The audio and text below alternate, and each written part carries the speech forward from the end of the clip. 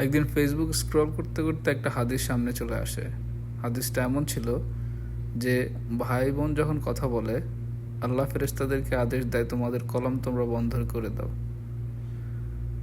তো আমি as usual ওইটা ইগনোর করে অন্যদিকে চলে গেলাম, অন্য আরেক কিছু দেখলাম। তার কিছুদিন পরে আরেকটা হাদিস আমার সামনে আসলো যে ভাই বোন একজন আরেকজনের সাথে পৃথিবীর পরে মানে আখিরাতে আর কখনোই দেখা হবে না, এটাই হচ্ছে পৃথিবীতেই তাদের শেষ দেখা একজন আরেকজনের সাথে। তো ওটা দেখে আমি থমকে গেলাম, মানে আগেরটার সাথে একটু মিলিয়ে নিলাম যে আসলে ওই হাদিসটা আল্লাহ কেন বলছে যে কলম থামিয়ে রাখতে। কারণ এটা হচ্ছে একটা বেস্ট একটা মোমেন্ট যখন ভাই বোন একজন আরেকজনের সাথে কথা বলে, তো আল্লাহ সেটা অনেক পছন্দ করে।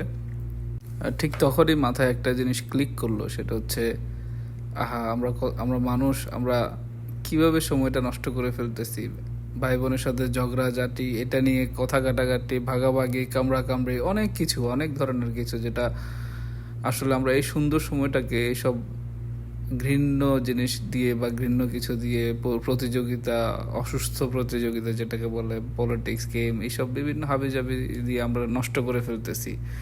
কিন্তু আমরা আসলে এটা রিয়েলাইজ করতে পারতেছি না আমার প্রিয় ভাই, আমার প্রিয় বোন, এদের সাথে আমার আর কখনোই দেখা হবে না।